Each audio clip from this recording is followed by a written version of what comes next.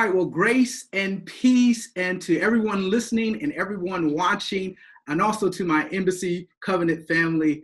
I am so excited today. First off, I want to show that we are social distancing today, right? We are in two locations. I'm here with Bishop Smith, but actually in a different location. How you doing, Bishop? I'm doing well, Pastor Sherrod. I'm happy to be with you and happy to have this interview. Wow, this is great. I am so honored to have this opportunity to start this conversation. And today's topic is we're talking about leading the narrative. But before we do that, I just want to just tell everyone a little bit about you. You are obviously the senior pastor of Embassy Covenant Church. The campus that we're a part of is Embassy Metro Detroit, and so we're excited about that. But you're also the presiding bishop of Jabula New Life Ministries International, where our chief apostle is Bishop Tudor Bismarck. And so you cover 27 nations or more of pastors and so forth. And so we're so excited that you would take the time and have this conversation with us today. So let's start with that. With everything going on, how are you doing? You know, it's amazing, Sherrod, that I feel busier now than prior to COVID-19. It feels like we're working almost around the clock. There's a lot of work to do with Jabula, of course. We're doing videos, we're doing Zoom conversations. We just finished about an hour and a half video of the Jabula pastors. We're talking to people around the world. Mm-hmm. We are also participating in some community events by Zoom. Everything is by Zoom, conference call. And then plus we have all the details at the church as well. So it's been quite the season. Yeah, so more busier than normal with all the Zoom calls. It's almost like you can get more accomplished, it sounds like. You can't say you're not home for sure. That's true. Well, how are you doing being away from, let's start with that. How are you doing being away from the saints right now? I know you're used to being there for us there at the campus there in Metro Detroit. So how are you doing with that? That is probably one of the most difficult parts of all of this is the disconnect that we feel, from standing and ministering to a camera on Sunday, to not being able to give people hugs. I'm that kind of guy. I like to touch and hug and give high fives and in people's eyes, and we haven't had a chance to do that. The Bible definitely exalts the need for fellowship and communion. Mm-hmm. And human being, we're social creatures, and so this is difficult because I don't get a chance to feel people the way I normally do. Now we're trying to do it in other ways, but it's not the new order. Let's put it that way. Right. Well, you do well. I will say that. I've been watching you on the YouTube and watching you on the Zoom. You do well at this. And so, you're just moving, you're taking the mission to Zoom for now, right? And we'll get back together and we'll be able to connect soon. But you haven't skipped a beat, it seems like. You've been able to adjust really well as you've been able to share the message via technology, it sounds like. You don't feel people. I feed off of the human spirit, human energy, we're connecting heart to heart, breast to breast, and all of that. But when you preach to that camera, you just have to be flat out anointed. Right. This is really defining those that are anointed and those that aren't, right? No hype. It's either in you or it's not. Right. So beautiful. Well, let's kick the conversation off and let's just kind of get into some of the questions here. People are on top of a lot of leaders' minds right now, a lot of pastors, they're adjusting as we just described, they're adjusting to everything that's taking place. How are you, we're dealing specifically with Embassy Covenant Church. How are you dealing with, how is COVID-19, I guess, affecting the members there, affecting the church currently? Well, let me say this for starters. People have asked the question, well, did God prepare us for this? Did God give us a warning? And I respond this way. Well, if someone gives me a raincoat, an umbrella, rain boots, and a rain hat, it's probably indicative of rain that's on its way. Mm-hmm. And I really believe that God was giving us pieces of the puzzle for 2 to 3 years at Embassy, leading all the way up to our New Year's Eve service. So true. I remember, and we're talking about from establishing family altars, to the family series. We revamped our whole church structure for missions and teams that can function whether you're in a church or not in a church.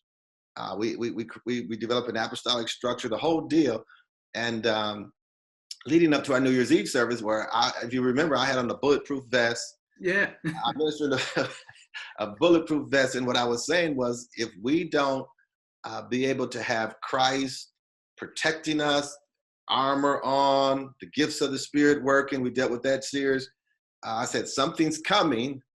And if we don't have Christ, we're going to be overtaken. Now, I felt a little bad after the New Year's Eve service, because normally I know we come and we have a party kind of mind and we want to celebrate. But I didn't have that kind of message. Right. We didn't have that kind of word this year, right? It wasn't like that. Yeah. I sensed something was coming. Now, God didn't tell me COVID-19 is coming. Right. But he gave us everything, and he said, prepare. And so when it did hit, I felt like we were just able to execute now. You know, I know several churches that are really struggling, trying to get themselves together. But we had several things kind of framed up, and it wasn't difficult for us to pull the trigger on things that we need to do. We had even planned to do a streaming service and all of that, but we just put it down maybe 2021 because of money. But God says, no, do it now. So we had acceleration. In a matter of 3 to 2 weeks, you know, they turned that thing over, and the staff is doing a splendid job. I just wonderful job. Kudos out to Melissa Walker, Bethany Smith, Jocelyn and Amir, TJ, Dion, and his team, and Matt, and all of them that are working, the music team. Yes. I mean, they're doing an extraordinary job.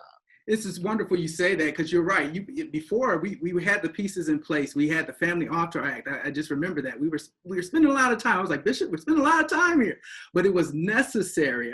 And you were talking to us leaders about the mission model, and I'm like, what's going on with the mission model? But you're so right. Like right now, everyone's able to adjust, as you just mentioned about the e-church. We had to get up and running. It took a mission model for us to do that. It wasn't about titles. It wasn't about who does what.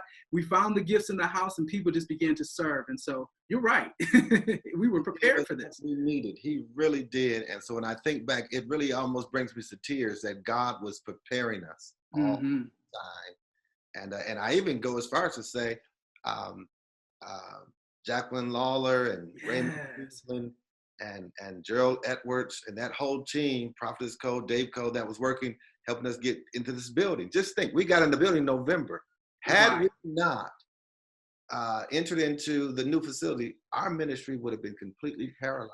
I thought about that the other day. We would have been definitely paralyzed if we did not have a building. Now we have the capabilities, the facility, we have everything we need. And I don't know when you were planning on getting us in here, but something all of a sudden triggered real fast, and you got us moving. God got us in here, and that team was working. Yes. Fast, and he opened the door. So when I look back, I mean, it almost brings me to tears. I said, look, the Lord was helping us all along the way. And our church is thriving right now. It's amazing. We're reaching more people now than we did while we were in the four walls. We only had 4 months in the four walls. Right. We're used to doing mobile ministry for 15 years anyway. Right. And we had 4 months in the walls, but we still have the facility there to do everything we need to do as a headquarters. And we're reaching more people now than we did prior to. It's amazing. Wow. What do you mean reaching more people? What do you mean exactly there are by more that? people listening to our messages now. Yeah. Because we're on social media. And this week we're going to be on Facebook and YouTube. And so the audience is getting larger. There are people sending donations to the church from other cities. Look at God. And not apart. There are people watching us from the UK and other places where in the past they couldn't do that. And so God is so smart. He knows how to push you forward when you need to go forward. And it was definitely at the right time. I mean, definitely as God was developing our gifts and developing everything that happened, it had to take the right moment in the right time for it to kind of come. We could have pushed it ahead of time. We could have rushed it. We could have thrown something out of there, but it had to be in God's timing. And I think that's what I see most in this whole this time. It was like God's timing for it to happen, and we're ready to go. And the gifts are in the house, Bishop. The gifts are in the house. God has provided the gifts. Everyone's ready to serve, and everyone's ready to do that. So with that being said, let me kind of ask another question. regarding embassy. Like, how are we responding? How are we responding to families and supporting people during this time? I know with everything that's going on, there's a lot of dynamics that's impacting people. Physically, obviously, with the actual virus, it's impacting people financially. It's impacting people in so many different ways. How is embassy responding? First of all, this COVID-19 crisis has several layers to it, as you described. There are several layers. So when you speak to one, sometimes you do it at the risk of knowing another piece. So I put that out there as a disclaimer. Yes. but let me say this also. As soon as it happened, our first concern, was the safety of the people that we are given charge to. And so we put together what we call Family Shield. Okay. And the Family Shield initiative was to divide the church up into families, groups of 10. And we have leaders, what we call them regional family leaders, who are responsible for 10 families apiece. And their job is to be in touch with them weekly to know their state, to know what their needs are. We also have shepherds, as you know, over the family leaders. Also, that information is going up and is coming to me. And we also put together a Family Shield task force, a COVID-19 task force is what we call it. And their responsibility is to provide for whatever the needs of the people may be. And they're doing that. They'll get a call that this family needs something, and they go out and get it and make sure the family has what they need. So we're doing everything in our power to ensure the fact that physiological needs are met within our house. There are some who have jobs have gone on furlough or lost their employment for whatever reason, and we don't want anyone to go under financially or to suffer need at this time. And so this is our mission now, to ensure the safety of the people at Embassy Covenant Church International and anybody outside of Embassy that we can support. That's awesome. So when you say you have these teams, how are people responding to this? How is the congregation responding to this team concept of the Family Shield? I meet with the regional leaders and the shepherds once a week on Friday evenings, and they have a reporting structure and they report up. I get a chance to read the reports, and they're telling me the people are so happy that someone is checking on them. And there are some people that are in homes by themselves. They not have a husband or a spouse, and they're alone all week. And so sometimes it's just to know that somebody cares. But we're getting a very positive response from the Family Shield. And I appreciate those leaders that are dedicating their time to call those 10 families. Wow. It's almost like an extension of, you have a wonderful ministry yourself. Everyone, gravitates to the type of ministry you have. So in this time, it's no way impossible that you can reach every person at the same time. And being able to empower these leaders sounds like a good way to actually be able to still extend yourself in some shape or form to touch people that are in need, as you mentioned. So that's awesome. The thing about it is we had a structure that would accommodate that. We had put all the elders in place, and we put all the had those pieces not been in place, then it would have been difficult to mobilize at that level. But because we were there, it was so easy to do it. And people are so willing to help one another at this time. So I'm happy for that. No system is perfect. So when we hear that something is not going quite according to plan, we do what we have to do. That's awesome. That's awesome. Well, that's good to hear. So I'm just kind of shift a little bit here. You had talked about in earlier lessons, you spoke about kingdom order, raising the kingdom standard. And can you expound a little bit about that? I think it's so fitting for right now. I think that we are in the midst of probably one of the largest time shifts of our lifetime. I think we are at a crossroad as a world. The global agenda is moving a certain direction. We can talk about some of that if you want to get into that. We can, if you like. We have the possibility of a digital society. The technology is here. We're talking digital currency. We're talking AI. AI is here. It may not be ready to go full bloom in terms of implementation, but AI is here, and we're going to eventually see a digital society. And I'm talking about the stuff you see on television. Right. All you do is watch, sci-fi television. You see a lot of movies that are pretty much prophetically speaking to where we're going or trying to get there, or maybe at some point. And these things are about to happen. Be it they happen now, this is being a dry run, or the next 10 years, we're unsure. But you can see the handwriting on the wall. So the world is moving a certain direction where there may be the loss of civil liberties as we know them. Right. We have a controlled surveillance society where everybody knows, but Big Brother is really watching. Right. And these are things that are happening. But what does all this mean? Is this Revelations? Is this the prophetic picture that we see and that we've talked about for years since we've come into the kingdom of God? Are we moving toward a one world government? I believe we're headed that direction. When they'll pull the trigger, I don't know. So what should we be doing in the meantime is what we can talk about as well. I think we have to preach the gospel like never before. The thing that's going to impact the church and cause us to survive, I think, is the faith. And that's why we started this new series on reclaiming the faith that was once delivered to the saints. I believe that faith is typified in the Old Testament as Noah's Ark. And Noah spent 120 years building that ark in a desert when it had never rained before. So he looked like a fool doing that. But by faith, the Bible said he did it. But once he got in that ark, which was salvation, the storm that destroyed the world only lifted him up. Wow. I believe those that reclaimed the faith that was once delivered to the saints, which is typified as the ark, will only be elevated by what's happening and not drowned. So we have to ensure that people really have the faith. And we're going to take our time in this series and try to spell those things out. That is that new kingdom order I'm talking about. It is the faith, and it is family. It is all these foundational things that God has ordained. Is what marriage really looks like.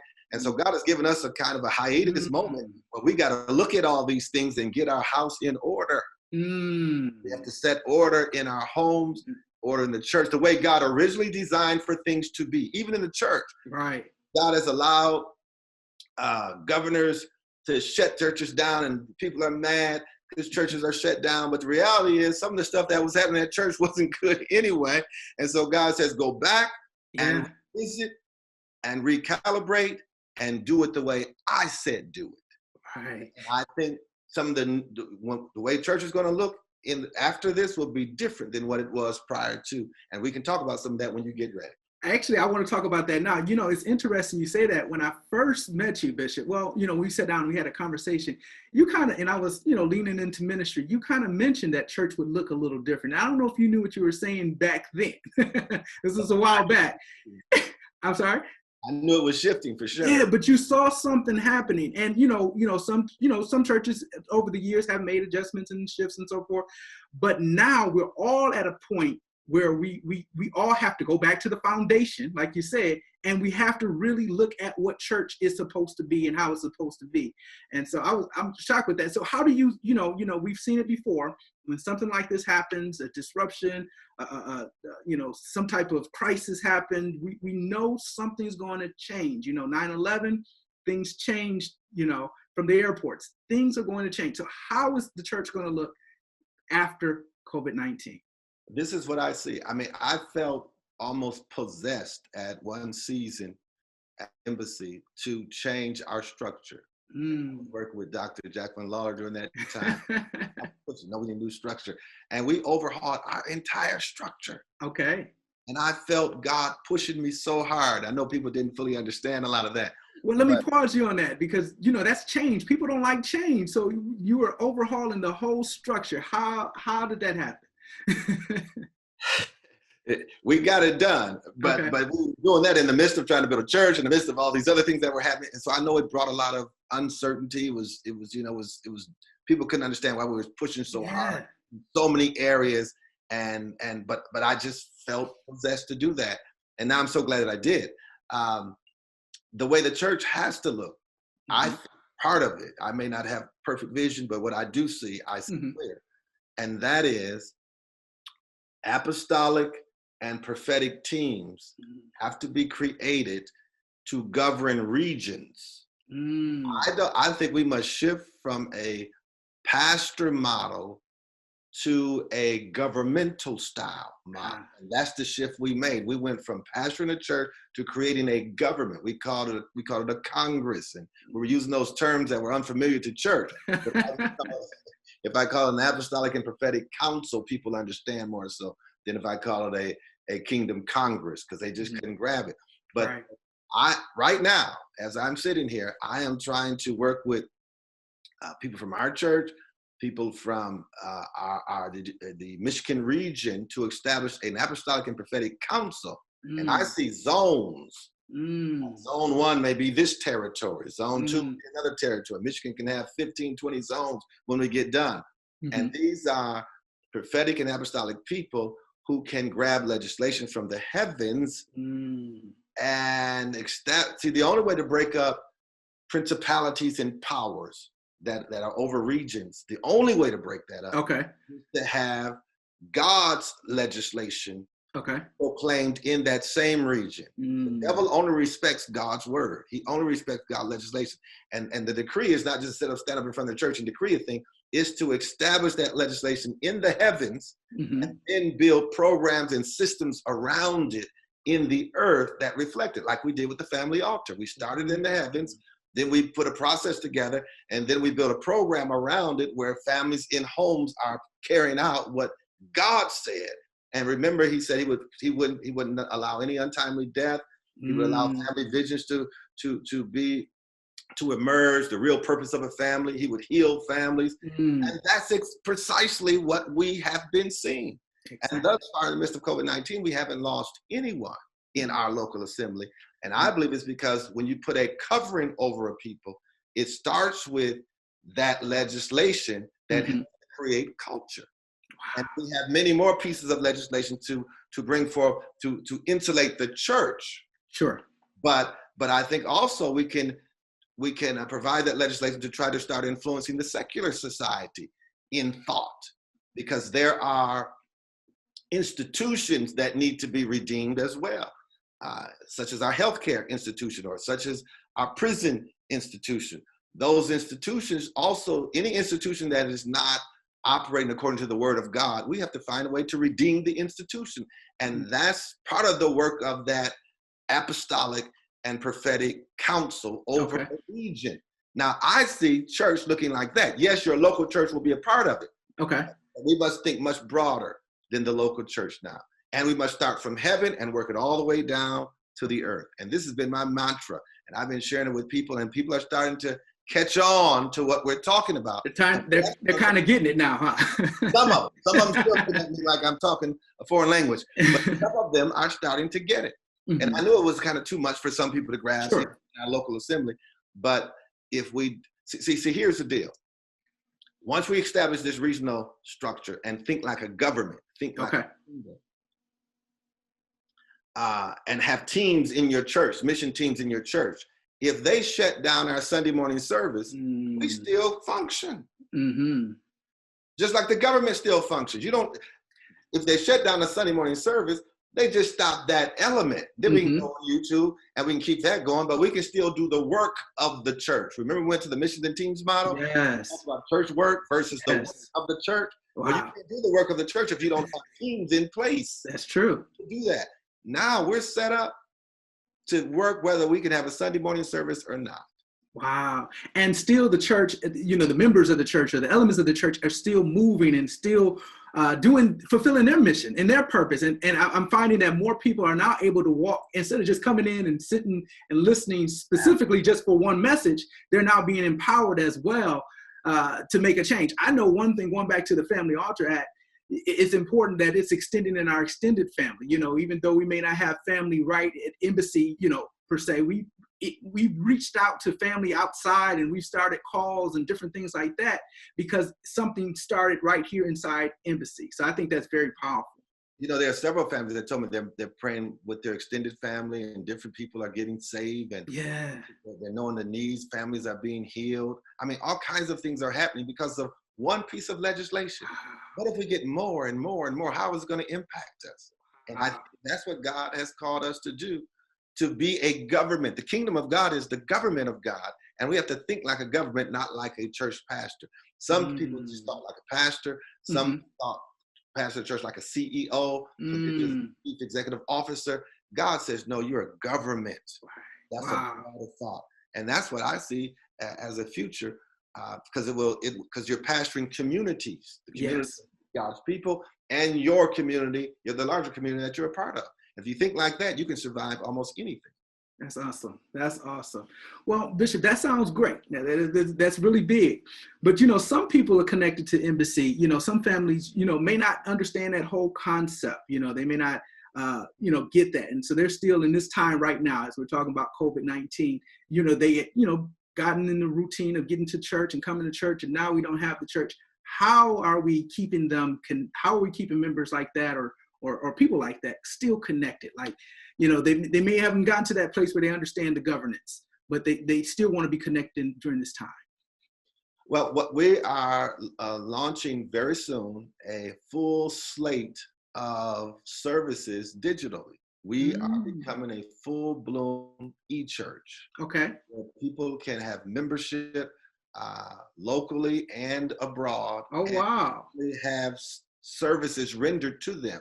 We're going to have something on Monday night that's going to come on the e-church. Okay. So we're going to have programming. Okay.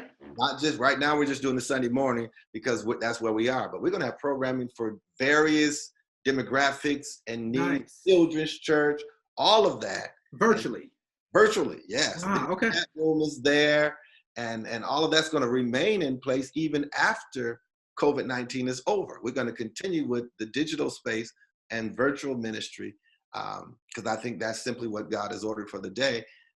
So that's what we're doing now, to try to remain connected to everybody during this time.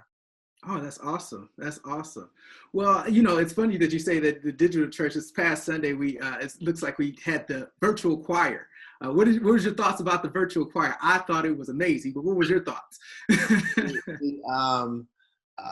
Amir and Jocelyn and I think TJ, they were pretty much responsible for that.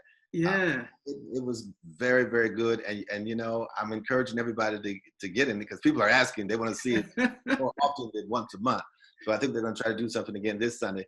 But we want everybody involved, because just seeing people, it touched me. Oh, it was beautiful. I haven't seen you physically, but I can see you over there. I can see your expressions. And so God is not limited to space and time. Our hearts can still touch one another. So seeing people praise God, it impacts us in a wonderful way. Oh, that's awesome. Well, they did a good job with that choir, though. They did a wonderful job. I was like, wow, that's Embassy. How did we do that? And again, these gifts are just merging, man. They're merging during this time. So they're working around the clock. They're staying up to 5 a.m. preparing for stuff. If you knew the sacrifice behind the scenes that all skeleton crew is doing, and they're putting in some time. They're buying stuff to make stuff happen, and then boom, on Sunday it may not be perfect, but we get a little better the next Sunday, a little better Sunday, and so we're improving as we go. I'm proud of this. Yes. Yeah, definitely gifts are being emerging right now, and people are serving. So this is awesome. So Bishop, I really enjoyed this conversation. I hope you did. I found a lot of insight. It feels comforting during this time, with us being away and not, the old uncertainty and not knowing what's going on. It still feels comforting to connect to your church members and to those that are connected here at the Embassy. So can you just, as we exit out of here, just give us an encouraging type of word, something that can encourage us and keep us uplifted during this time as we're, quarantining or whatever we want to call it. I don't know what we're calling it nowadays, but as we're social distancing, give us an encouraging word. Let me say this, Sherrod. Thank you for the interview. You may be physically alone, but you are not alone. Yes. And I think we have to do our best to maintain and strengthen our relationships. They're a little awkward, but let's do it differently. This is what I want to encourage people to do. Make that phone call. Stay on the phone. Ask people how they're doing. Tell them if you're not doing well. Let's be open and honest with one another. And I need you to know that the faith that we have in Jesus Christ has been tried for centuries, and it has never failed. Yes. And it's not going to fail right now. It's the one faith that was delivered to the saints. And so God is not surprised by this day. he has chosen for us to live at this time. That means we have what it takes to thrive, to overcome. And I need everybody to know that I love you so, so very, very, very much. And I'm living my life for this purpose, for you. You know, I'm here for this reason, and we're going to make it. Be encouraged. With all the pain, with tears in our eyes, with difficulty, the loss of job, God's going to make it worth our while. And God is going to balance every book in our life, and we're going to be better as a result of it. We're going to be better. We're coming out better than we went in. Yes. And that's the word. I believe that with all of my heart. Well, I receive it. I definitely receive it. And it's just comforting to hear your voice today as well. You know, your words, the messages throughout the years are definitely coming to fruition right now. And so we thank God for you and the gift that God has provided for us. And now we're able to just share you more to the world now with the e-church, right? So there's more people that can be impacted now. So, well, thank you for your time today, Bishop. I had a wonderful time. Again, I hope you did as well. And so as those of you who are watching, share this message. Be encouraged as you heard it from Bishop today. We're going to come out better on the other side.